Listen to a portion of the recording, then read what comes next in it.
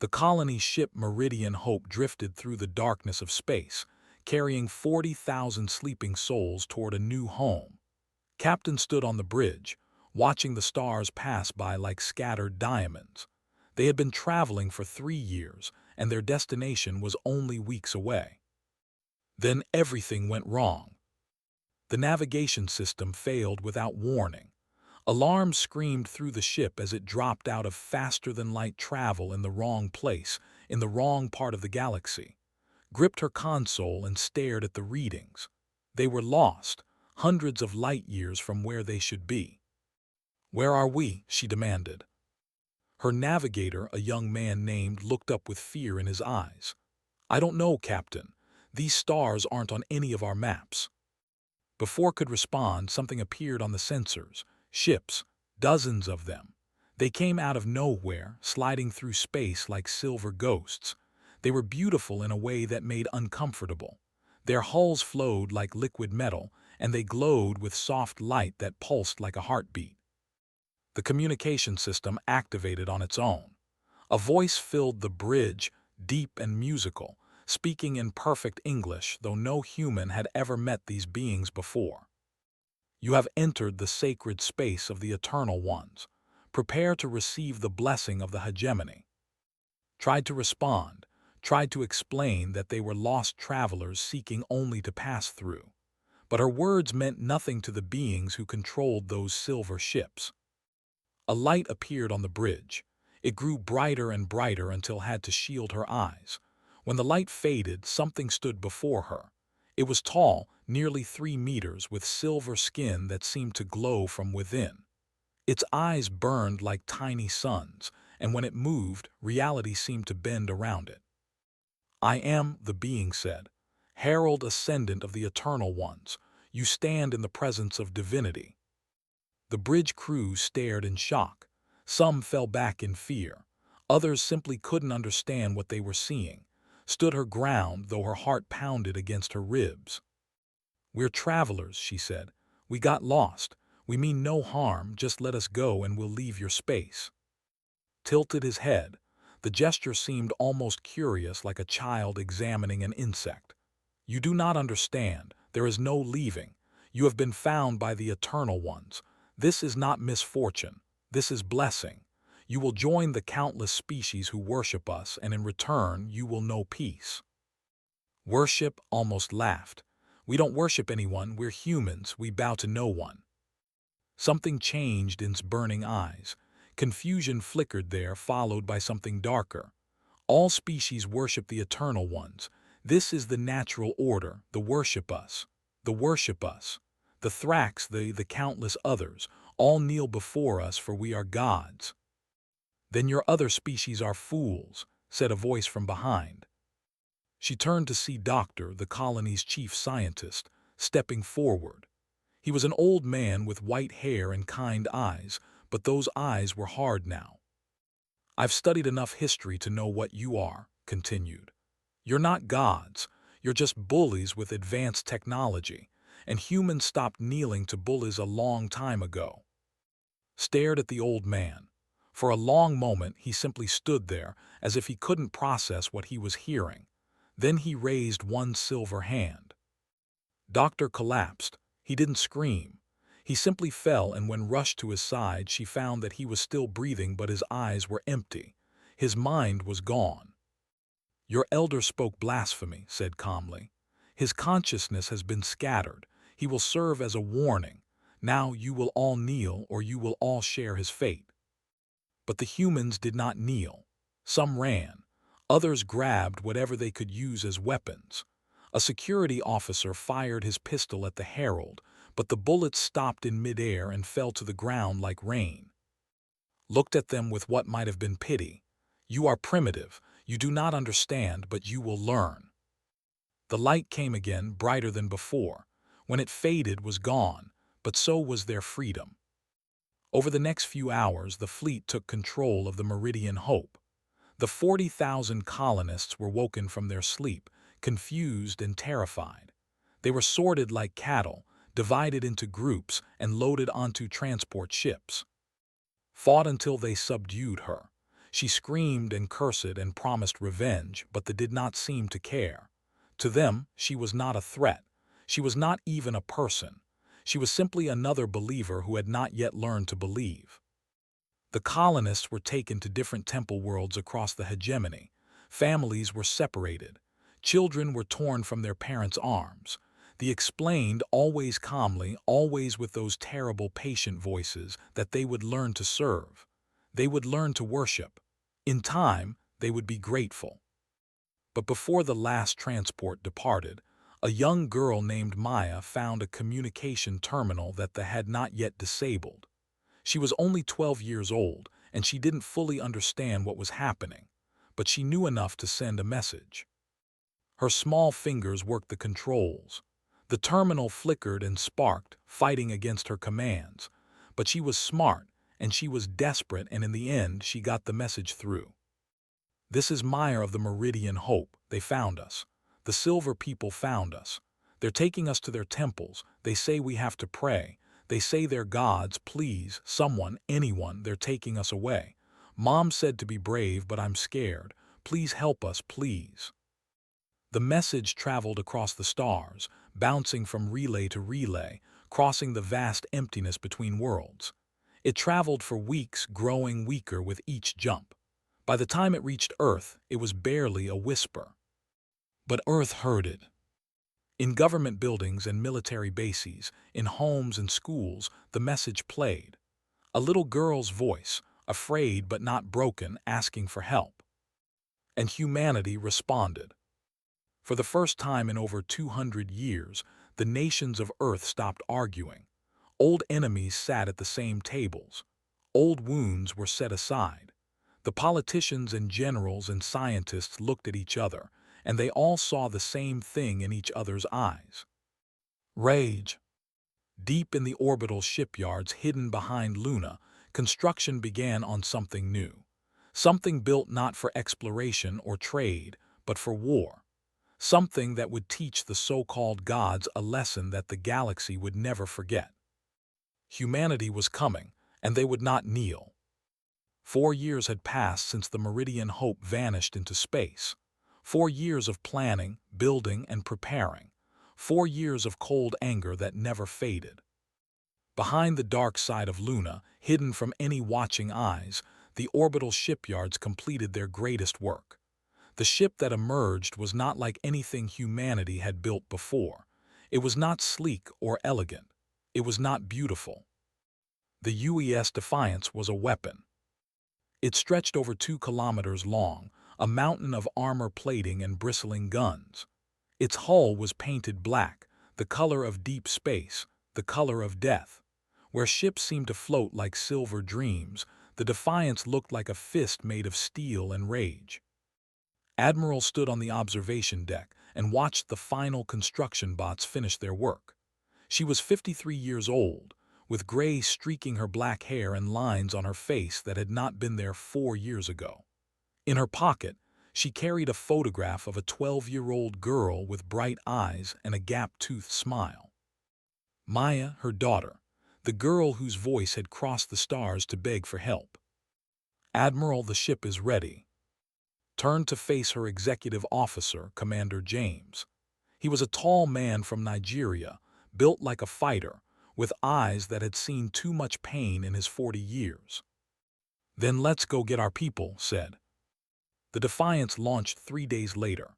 Its crew of 5,000 knew they were probably flying to their deaths. They had ruled 400 star systems for longer than human civilization had existed.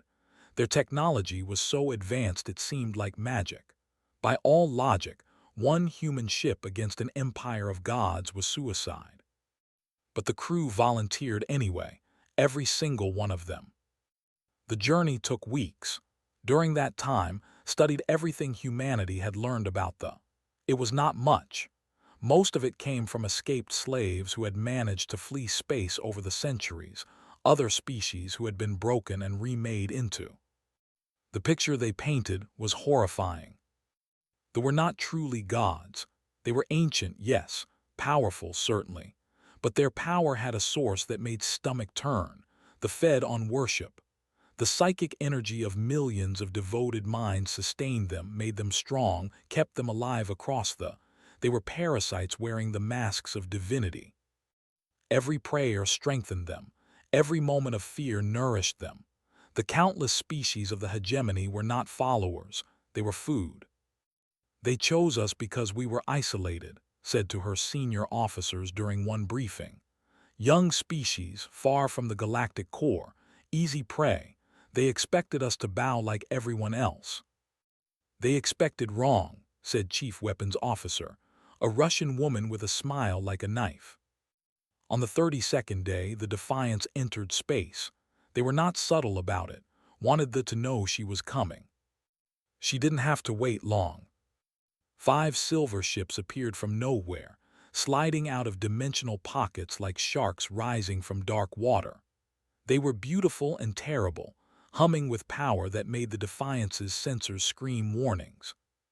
The lead ship broadcast a message. The voice was calm and musical, full of ancient authority. Unknown vessel, you have entered the sacred space of the Eternal Ones. Identify yourself and prepare for spiritual assessment. Resistance is not possible. Submit to the blessing of the hegemony. Open the communication channel. She kept her voice steady, though her heart burned with 4 years of waiting. This is Admiral of the United Earth ship Defiance. You took 40,000 of our people. You took my daughter. We have come to get them back. Surrender them now and you can walk away. Refuse and we will take them. There was a long silence. When the commander spoke again, there was confusion in that musical voice. You misunderstand your position, Primitive.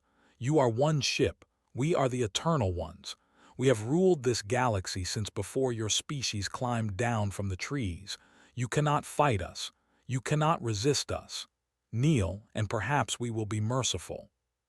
Smiled, it was not a nice smile. We don't kneel. She cut the communication and turned to, light them up. The Defiance opened fire. Humanity had known they couldn't match technology. Their weapons bent space and unmade matter at the molecular level. Their shields seemed to exist in multiple dimensions at once. Human engineers had studied the problem for years, and they had reached a simple conclusion. If you can't be better, be tougher. The Defiance's armor was 40 meters thick in some places, layered with materials that had never existed before, designed to absorb and disperse any energy that hit it. And its weapons were the opposite of elegant. They were massive electromagnetic cannons that accelerated chunks of tungsten to a fraction of the speed of light. No shields, no energy beams, just metal hitting metal at velocities that made nuclear weapons look gentle. The first ship exploded before its crew understood what was happening. The second tried to fire back, and its shimmering beams splashed against the Defiance's hull like water against a rock. The third and fourth attempted to flee. They didn't make it. The fifth ship, the command vessel, lasted longest.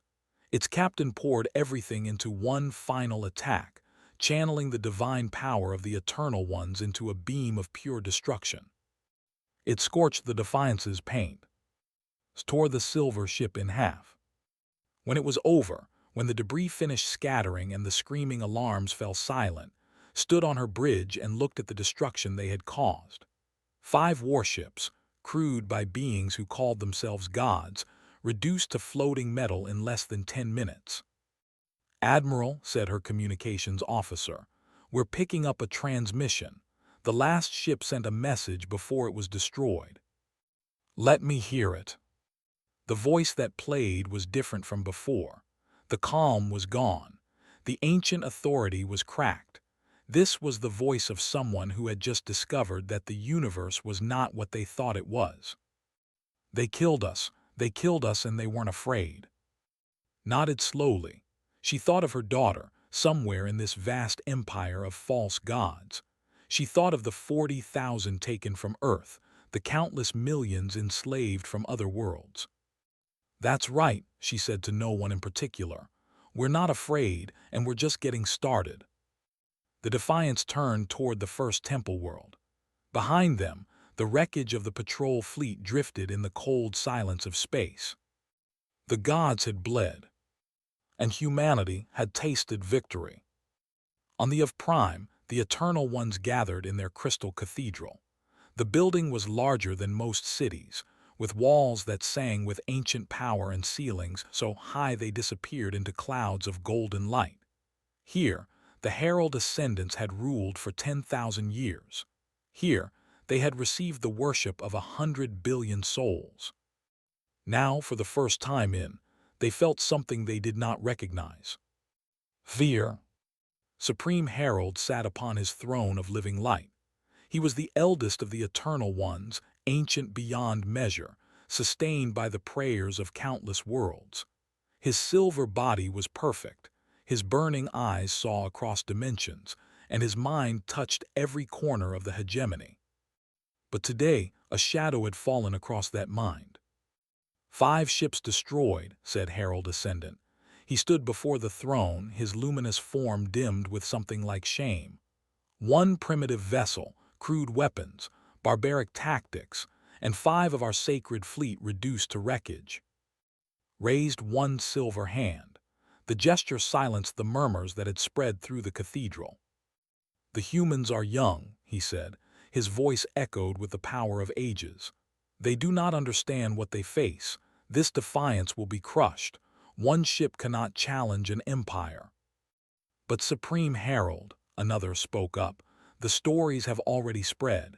The subject species are talking. The miners whisper about the black ship. The servants speak of humans who refuse to kneel. Let them whisper, replied. Whispers fade. We have ruled this galaxy for 10,000 years. We have broken 100 species, consumed their devotion, made ourselves immortal on their faith. 1 ship of primitives changes nothing. But even as he spoke, felt something wrong in the web of psychic energy that sustained the Eternal Ones. Somewhere on some distant world, a slave had stopped praying, and then another, and another. Tiny losses, barely noticeable, but losses nonetheless. The Defiance had done more than destroy 5 ships. It had planted something far more dangerous in the hearts of the enslaved. Hope. Far across the hegemony, the Defiance dropped out of faster-than-light travel above the temple world of IV. It was a beautiful planet, covered in forests and oceans, dotted with shining cities that served as monuments to glory. 12,000 humans had been brought here after the capture of the Meridian Hope. They worked in the temples, cleaning the sacred floors, maintaining the holy machines, praying every day to masters who fed on their suffering. Admiral looked at the planet on her and felt the rage build in her chest. Is here, her intelligence officer reported. The same Herald who captured the Meridian Hope. He's waiting for us. Good said, I want to meet him. The defense fleet rose to meet the Defiance. 15 ships this time, a small armada of silver and light. At their center flew the personal vessel of Herald Ascendant, a massive cathedral ship that blazed with divine power. Reached out across the void, his consciousness, vast and ancient, touched the mind of Admiral. He expected to find the same thing he found in every mortal he had ever touched: weakness, fear, the small and fragile thoughts of beings who lived their brief lives in the shadow of true gods. Instead, he found a fortress. His mind was not weak. It was built from grief, the grief of a mother who had lost her child. It was forged in rage, the cold and patient rage of a woman who had spent 4 years preparing for this moment. And at its core burned something had never encountered in any of the countless minds he had consumed. Defiance. You took my daughter, thought at him. Her name is Maya. She was 12 years old. She liked mathematics and strawberry ice cream and staying up late to watch old movies. You took her and you broke her mind to feed your hunger, and now I am going to destroy you. Recoiled. For the first time in centuries, he felt the touch of another mind push against his own. This was not possible. Mortals could not resist the Eternal Ones. Mortals were food, nothing more. But Admiral was pushing back, and worse, she was not alone. Behind her sensed other human minds. 5,000 of them, all burning with the same impossible fire. They did not worship the eternal ones. They did not fear them. They hated them with a purity that was almost beautiful. "What are you?" demanded. "We are humans," replied, "and we bow to no one." The battle that followed was unlike anything the hegemony had ever seen.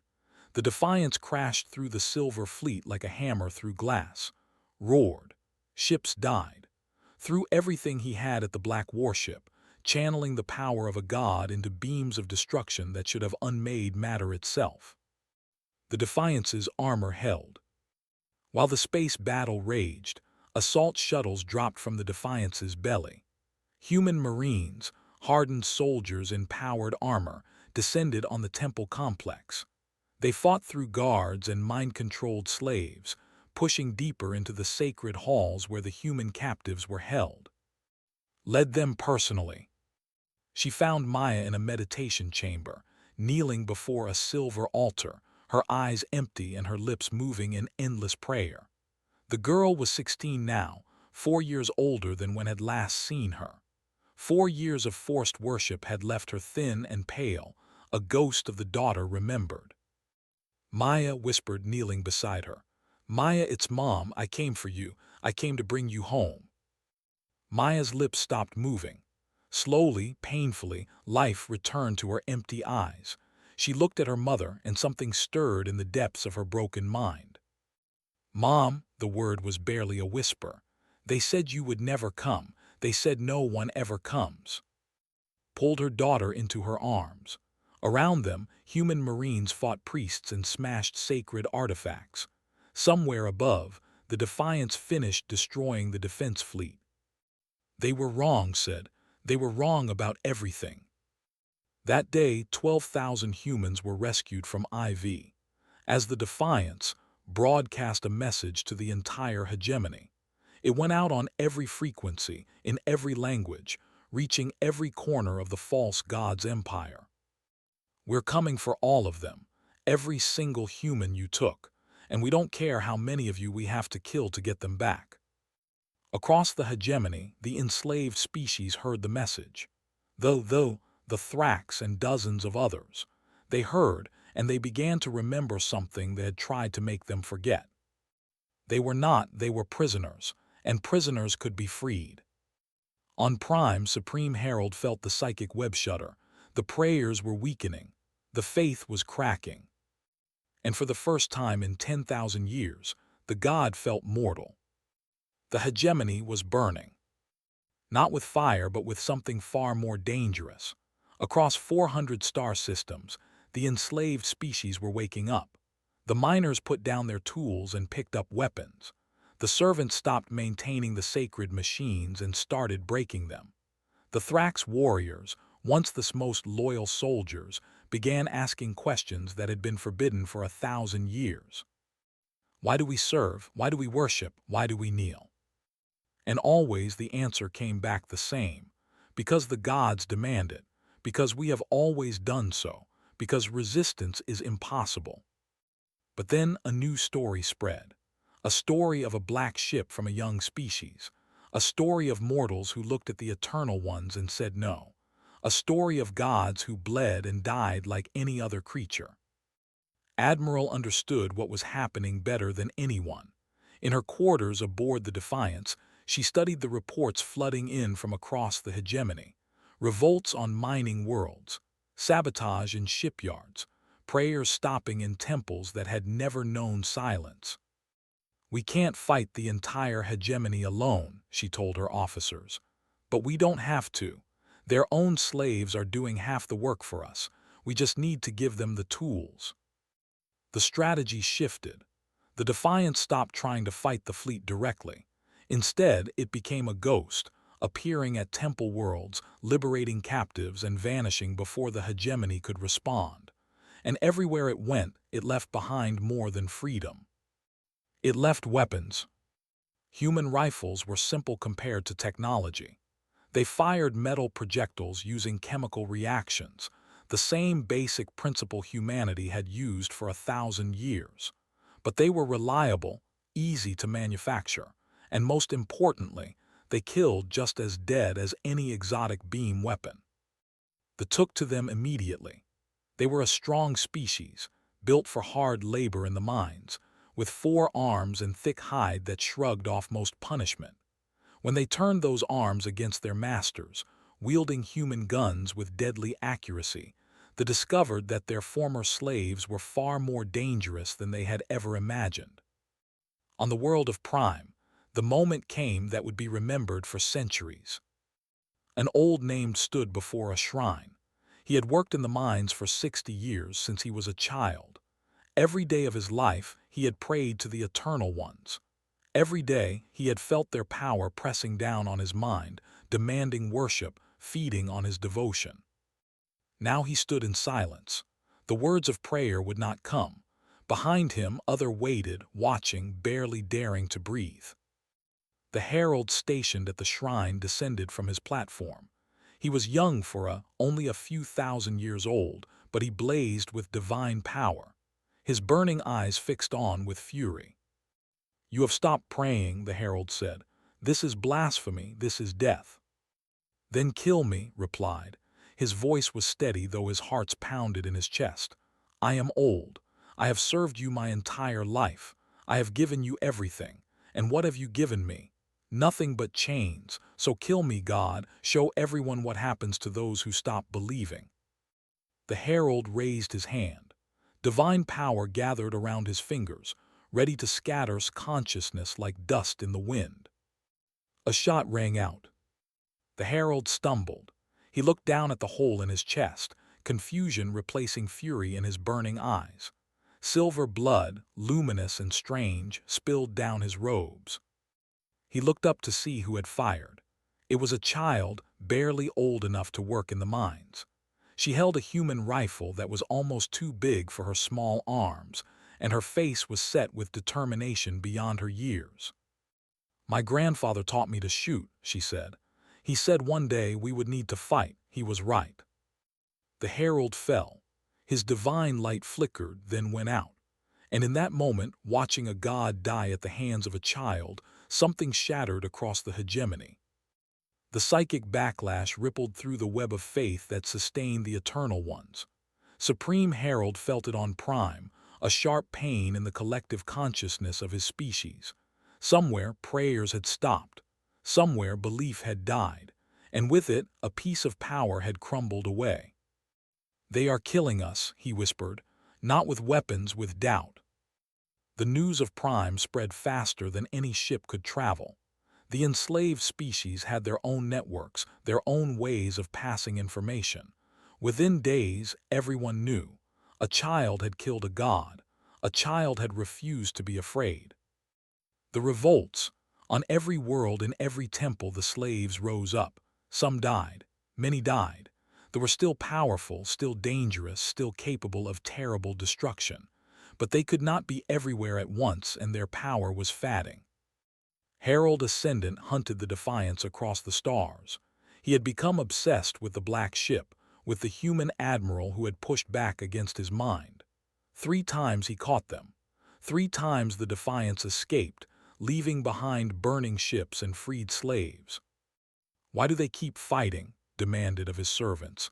"They are mortal. They live for a single century and then they die. What do they hope to gain? They cannot defeat us. They cannot live long enough to see us fall." His servants had no answer. They could not understand it either. No species had ever fought like this, with such stubborn, illogical determination. It was as if the humans genuinely did not care about the odds. But Admiral understood perfectly. "It's not about us," she told her daughter one night. Maya was recovering slowly, her broken mind healing piece by piece. She spent her days in the ship's medical bay, learning to be human again. "It's about what comes after. If we can break the hegemony, if we can free the other species, then something new can grow, something better. Even if we don't live to see it, it will still matter." Maya looked at her mother with eyes that were clearer now, more present. "You came for me. Across all those light years, against all those enemies. You came." "Of course I did. You're my daughter. And now we're fighting for everyone else's children too." Nodded, "That's right, because that's what humans do. We don't leave people behind." Weeks later, Supreme Herald made his decision. The rebellions were spreading too fast. The Defiance was becoming a symbol, a legend, a rallying point for every slave in the hegemony. Half his herald ascendants were dead or too weak to fight. The prayers that had sustained his species were falling silent across hundreds of worlds. There was only one solution. If the humans were the source of this plague of hope, then the humans had to be destroyed. Not just the Defiance, all of them, their colonies, every trace of their species erased from existence. The remaining fleet gathered above Prime. 200 warships, crewed by the last loyal slaves, commanded by the Herald Ascendants themselves. It was the largest force the hegemony had deployed in 1,000 years. Looked at his armada and felt something he had not felt in ages. Satisfaction. The humans had fought well. They had caused more damage than any species before them, but they were still primitives, still mortals, still insects compared to the eternal ones. "Set course for Earth," he commanded. "We will end this." The fleet departed, leaving Prime behind. In their wake on every occupied world, the slaves watched them go. And they began to plan. The fleet emerged from dimensional space near Jupiter, 200 silver warships spreading across the darkness like a wave of divine wrath. Supreme Herald stood on the bridge of his cathedral ship, his ancient eyes burning as he gazed upon the human in the distance. Earth, a small blue dot, barely visible against the endless black, the birthplace of the species that had dared to challenge the eternal ones. "Such a fragile world," said. "Such fragile creatures. They built their hope on sand, and now the tide comes to wash it away." But as his sensors swept the system, the Supreme Herald felt the first touch of doubt. Something was waiting for them. Humanity had not been idle in the years since the Defiance launched. The orbital shipyards had worked day and night, building warships with the same brutal philosophy that had created the Defiance. 47 vessels now hung in space around Earth, black mountains of armor and guns, crewed by humans who had trained for this moment their entire lives. And they were not alone. Behind the human fleet came other ships, battle cruisers, massive vessels built for mining operations but converted to war. Science ships, their crews having calculated exactly how to destroy shield harmonics. Thrax fighters, fast and deadly, piloted by warriors who had once served the hegemony and now burned to see it fall. Admiral stood on the bridge of the Defiance, watching the enemy fleet on her. Maya sat beside her, recovered enough now to serve as a junior officer. The girl who had once sent a desperate message across the stars was a woman now, and she wore her uniform with quiet pride. "They brought everything," Commander reported. 200 ships, every herald ascendant they have left himself. "Good," replied. "Then we only have to beat them once." The fleets closed on each other. They expected the humans to retreat, to scatter, to show the fear that all mortal species showed when facing the eternal ones. Instead, the human fleet formed a wall of steel and advanced. Reached out with his consciousness, touching the minds of his enemies. He expected to find fear, doubt, the cracks he could exploit. Instead, he found something else. Thousands of human minds, all burning with the same cold determination. Behind them, minds like mountains, minds like vast calculating machines, Thrax minds like sharpened blades.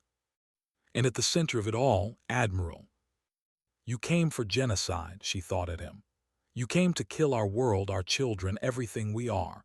But you forgot something, God. We've been fighting you for years. We've freed your slaves. We've killed your heralds. And now all the species you once owned are standing beside us. You didn't come to destroy humanity. You came to die." Roared in fury and ordered the attack. The battle for Earth began. Dimensional weapons tore holes in reality. Human punched through silver hulls. Cruisers rammed enemy vessels, their crews sacrificing themselves to take heralds with them.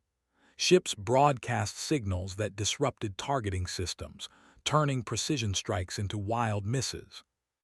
Ships died on both sides. The humans lost the UES Resolve in the first hour, broken apart by concentrated fire. The flagship Thunder's voice was gutted by a Herald's personal attack. Thousands died in fire and vacuum, their bodies spinning away into the cold darkness. But they were losing more. Their power depended on worship, on the psychic energy of billions of faithful minds. But across the hegemony, those minds were in revolt. Every temple that fell, every prayer that stopped, every slave who stood up and refused to kneel any more drained the Eternal Ones. And in this battle, facing enemies who had never them, the Heralds found themselves weaker than they had ever been. Herald Ascendant finally caught the Defiance. His ship locked onto the Black Warship, and he poured everything he had into one final attack. Divine fire wrapped around the human vessel, burning away armor, trying to reach the fragile mortals within. "You cannot win," he broadcast. "Even if you destroy us, we are eternal. We will return. We will always return." Admiral's voice came back, calm and steady despite the alarms screaming on her bridge. "Maybe, maybe not, but today you die, and that's enough for me." The Defiance's gun spoke one last time. Rounds tore through his divine shield, through his silver hull, through the ancient body he had worn for 5,000 years.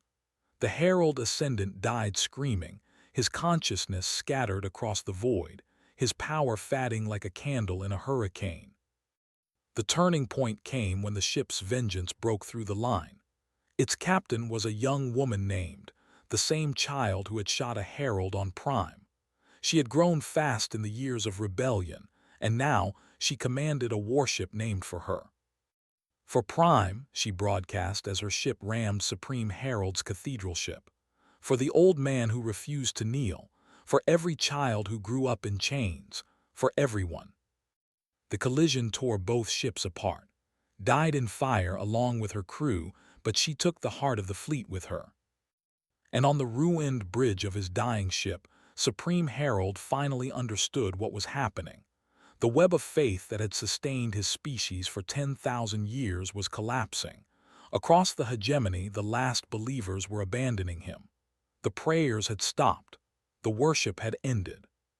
He felt himself growing weak, growing small, becoming something he had never been. Mortal. Admiral's shuttle docked with the wreckage of the cathedral ship. She walked through corridors of shattered crystal and cooling silver, following the fading glow of the last god.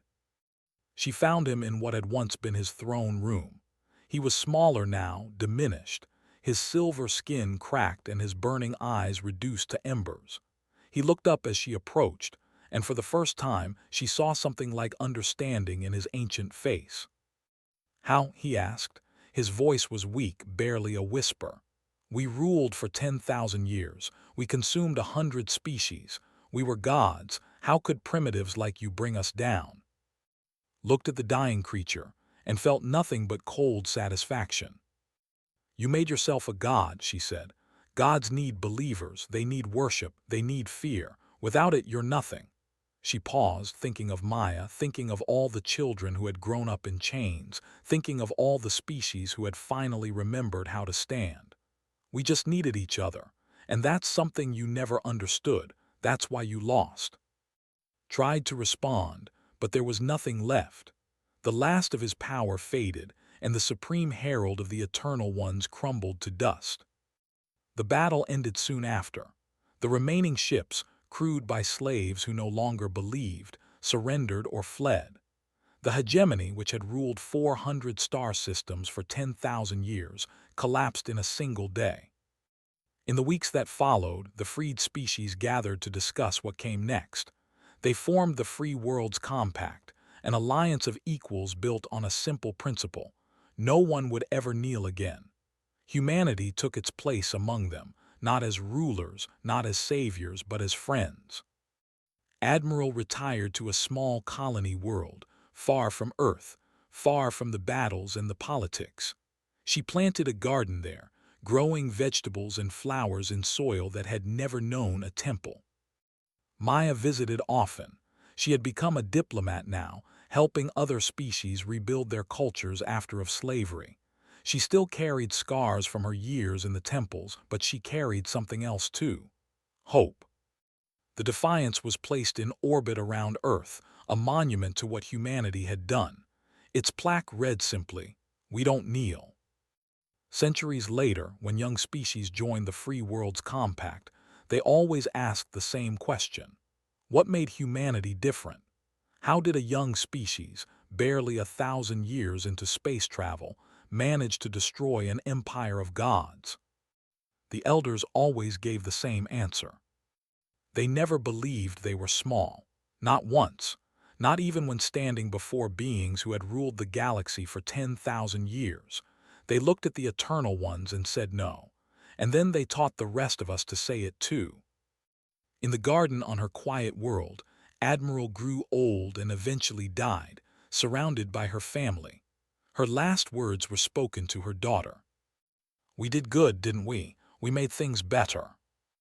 Maya held her mother's hand and smiled through her tears. "Yes, Mom, we did, and it's going to stay better forever." The stars shone down on a galaxy that had finally learned the truth about gods and mortals. Gods were made of belief. They could rise and they could fall. But humans were made of something stronger. They were made of each other.